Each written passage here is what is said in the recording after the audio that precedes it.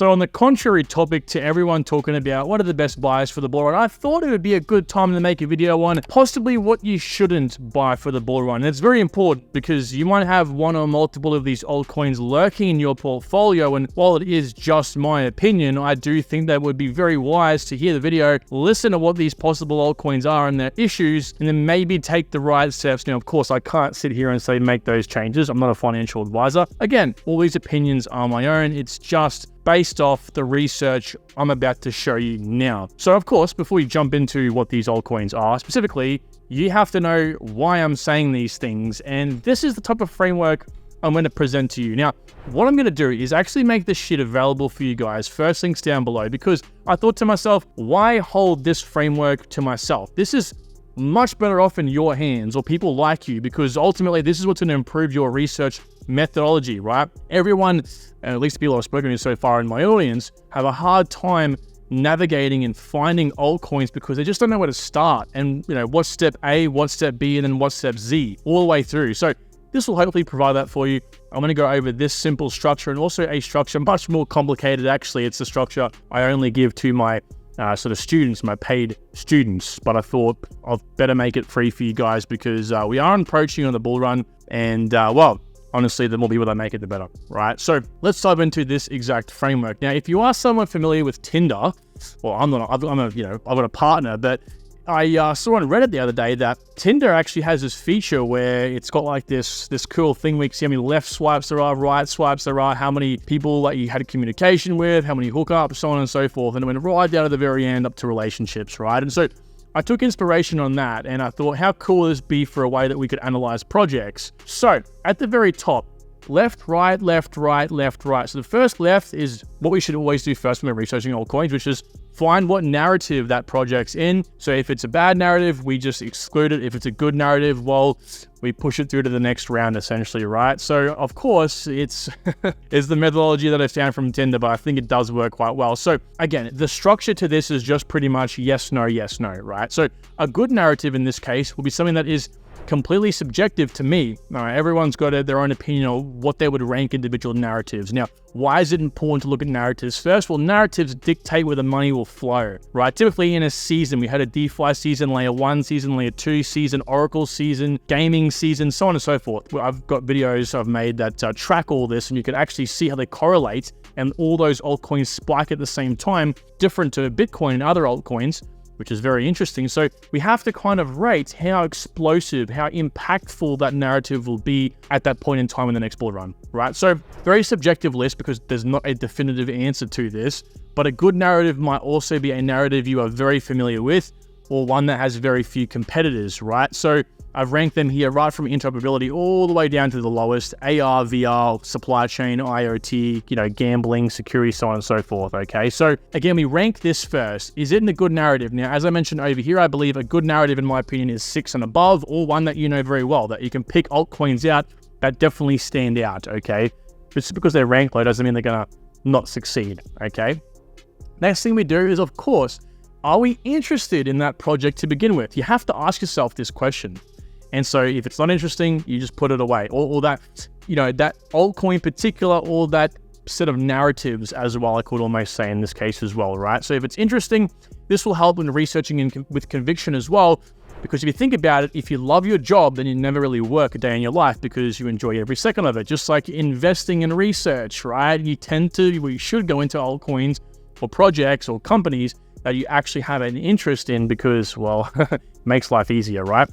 Next thing we do, does it have a good meme? Now, meme is defined by unique attributes like the tech, the governance, the team, the tokenomics. Also, does it have any competitors? Is it easily stand out-ish? Render Network's a prime example of this. There's not many competitors, if not any competitors like Render Network. Therefore, it ticks that box completely. And propagation, i.e., is it easy for me as a degen, and this is who we are referring to in most cases, degens, because degens are the ones that have the most money. Is it easy for them to talk about, right? Is it going to be complex, hard? If you guys know a project called Trius, I was recommended that a few times by subscribers, and that's way too complicated for people to even understand, right? So that does play into the meme.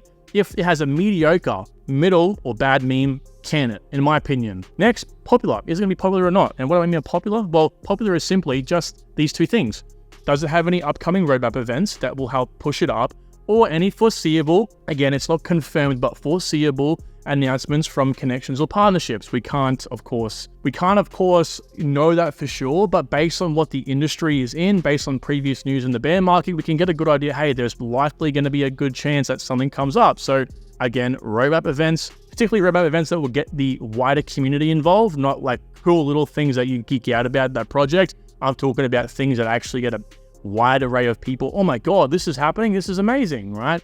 And again, risk to reward. So is there a possibility of that news happening? We can take a sort of a guess on that, at least an educated guess based on a risk to reward, just like traders do, okay? And next up, look at the tokenomics. Does it have good tokenomics? Does it have average tokenomics? If it's average to great, that's fine, all right? But if it's bad, that can come back later down the track, scare degens away. You scare the degens, they scatter, they're not going to come back, right? And so we have to make sure that it's degen friendly.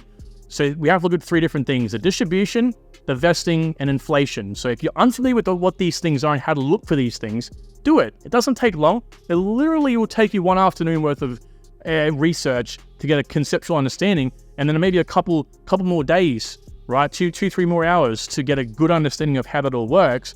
And then you can begin researching these things, right? It's very, very simple. Tokenomics is important, but all we are concerned with here is whether they are up to standard and won't attract negative degen attention, right? Very simple, okay? And the last thing we do is look at the team, all right? And the team can be defined as this, right? And keep in mind, just like tokenomics, we aren't looking for a standout team, but definitely does help, for sure. We don't have to have that. We can have an average team, okay? And we look for 4 different things: their experience in crypto before, experience in a similar industry before, experience in their role, doesn't matter if it's in a previous industry or a different industry, and their education, right? Roughly speaking here. Now, the team just needs to be average at worst to pass the degen quality test. That's all we're concerned with, the degen quality test, right? And so these things play into exactly what we're looking for here. This is Cardano versus Bitcoin. And as you can see, ADA pumped differently to Bitcoin's top over here. We're talking a few months rather, right? And so what the meme does here is give the altcoin more explosive power in a time of positive news or narrative season. So a narrative season is something like this, where you see it randomly spike out of the blue. Okay, you'll see all layer 1 spike. Actually, this was the narrative season over here. All layer 1 spike over here. And any roadmap events or upgrades, popularity, right? That's when we have random spikes over here. And it's all propagated or again, increase the velocity based on how unique that project actually is. Now, this is the times when we set our sell orders. We execute on those. We're not looking for when Bitcoin tops, because that's not when the top of the altcoin typically is. Hardly ever is, right? And so this is the much more complicated and comprehensive version of what I just showed you. This will take you exactly through a lot more detail. This will literally take you from no research, what to even look for, roughly speaking, with a whole bunch of altcoins, aka the narrative, take you right down to staking, buying, and delegating, right? Again, it's not an actual framework. I haven't given you my A to Z, do this, do this, do this, but it gives you a direction, which is very, very important. So that will, of course, help you out quite a lot. Now, is the time to have a look at which altcoins you should not buy in the bull market or for the bull market. Now, we're going to start off with Casper. Now, I'm going to give you an example of what to look for. Casper is a great example of a possible good altcoin. Now, I have my concerns with it, different concerns to this, but they're concerns that will go past 2025. I come from a very fundamental research approach that typically looks at altcoins beyond the actual point of 2025, whereas in 2025, again, as you should all know, it's a speculation environment. Speculation is different to actual proper fundamental research for what we'll look at beyond that point. So again, narratives. Where are we on the narrative list? Well, actually, guys, it's a good narrative. Layer 1 payments and proof of work. So in my opinion, highly rated, and it's 3 of them. So yes, very good. Now next, is it interesting? In my opinion, yeah, it is interesting.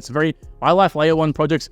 I like projects that are changing the game, doing some really unique things, and so that is definitely Casper. Also, the meme, is it good or is it mediocre? Well, it is actually quite good, right? Unique attributes include DAG, proof of work, fair launch, highly scalable. We're looking and thinking like a degen here, not like we would typically like to think degen mind. Competition, basically just Cadena, proof of work, blockchain. This is a proof of work DAG, right? And propagation, yes, it can very easily be understood. I see a lot of amateur people talking about this network, just like second nature, right? And I say that in a very nice way because, again, that's a good thing. It's a good thing, okay? Now, popularity. Is it popular or is it not popular? Well, again, what do we define popular as? Roadmap events and also what's, expected to come based on upgrades and potential connections as well. And so in this case, roadmap. So it looks like smart contracts will be enabled around 2025 or before. This would be quite a good spike for the price. That'll be a very, very bullish thing for Casper. That would bring in the wider market. People would want to FOMO into Casper, especially degens that see it going up and they just want to keep buying it, right? Also, now the side of it, in the connection space, what can we see coming up? The risk to reward. Well, in my opinion, this would be the risk to reward. Probably is a little bit on the bad side, right? Because it's a fan-mined network. Therefore, if it's going to launch on a tier 1 exchange, for example, it's going to have limitations. It has launched on an exchange prior to this. I don't know what it was now, like Bittrex or something. And the community had to fund the liquidity for that. So I don't see it launching on any of those exchanges unless one of those exchanges put up the capital themselves, which might not actually happen, so we will see. And again, with fan-mined networks, all the funding has to come from the community or it doesn't come at all. So that might be a little bit of a hindrance there in terms of the, random explosive news potential, but we will move it down the list. So next up is tokenomics. I think it's got pretty good tokenomics. It's hard to complain with a fair launch network, right? Designed to remove also ASIC, which is promoting centralization. So it removes some sort of centralization for the short term, which is very, very good. And so in my opinion, you can't complain. It's just fairly launched. I don't know what else to say there is really. So as we move down here as well, average to strong team. So the team actually, the CEO is very well experienced, right? He's been mentioned in very important he's been mentioned in many very important white papers. And if we actually click this link over here, which I don't actually have up ready for you guys, he was mentioned, I think, in the Avalanche white paper. Let's have a look here. So the Ethereum white paper and yellow paper, I looked at it, Polkadot, IOTA, AVAX, and it just goes on from there. So, I mean, look, he's a very, very intelligent guy by the look of it to be, mentioned in those papers. And so in that reason, and for that reason specifically, I would also say that, promotes the velocity, the meme behind the project. The team definitely does play a part in that, but of course, fair launch project rather, it's not as important. Nevertheless, in my opinion, Casper is definitely a contender for the next Bullrun. So what are these bad ones? Well, of course, I'm going to take you through different stages of this. The first one is VeChain. Why VeChain? Well, we look firstly at the narrative, right? Is it in good narratives? Well, layer 1 in supply chain. Layer 1's quite high, supply chain, but let's pass it. That'll kind of do, right? Next thing is it interesting or not interesting? Well, in my opinion, it is interesting. Layer 1, supply chain, it's very integral in my opinion. Next up, does it have a good meme? Is it a great meme or mediocre to bad meme? Again, very important. Good meme or mediocre or bad? Before we mentioned things like, average to great, that's fine with tokenomics and also for the team. But when it comes to the meme, it has to be outstanding. It has to be good. It can't be mediocre in this case. In this case, VeChain unfortunately has a mediocre meme, right? So it's a supply chain focused layer 1, biosphere. It's got really big partners, right? Competition is somewhat Morpheus network, but kind of, right? And propagation, you do have to have a medium level knowledge. So in my opinion, it's mediocre, and therefore I wouldn't look at VeChain for a high growth project for the Bullrun. Okay, next up, we have Kronos Network. So the CRO token. You guys know how I feel. It's in pretty much one good narrative. Basically, we could have an exchange narrative. I haven't actually got an exchange narrative written out because I don't think there will particularly be a narrative, a run for exchanges. I could be wrong, you never know.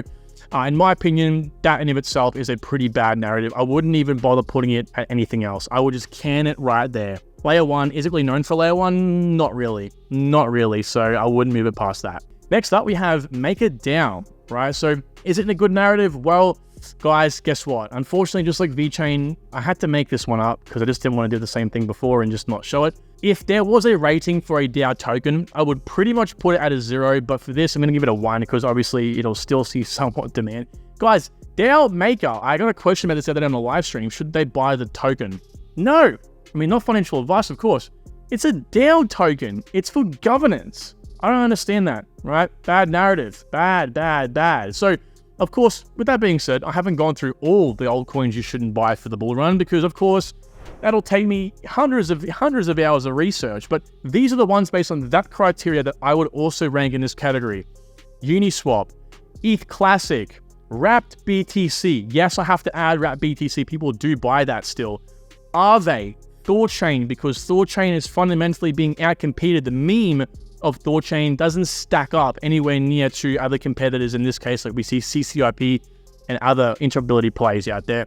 IOTA, unfortunately, falls on the side of the narratives itself, and NEM, I don't really have to speak too much on NEM. I just don't think that degens are going to really understand that project, and unfortunately just not get around it, right? So again, please utilize this framework. There's a reason why I created this, okay? I had one subscriber say on the last video of mine, he's like, dude, the framework that you show should be akin to a tree, right? Branches of a tree, and this kind of shows that, like roots of a tree. So anyway, I think most definitely leverage it because it's going to be very useful in your research methods, okay? So with that said, thank you so much for watching this video. I will talk to you all soon. Take good care. Bye.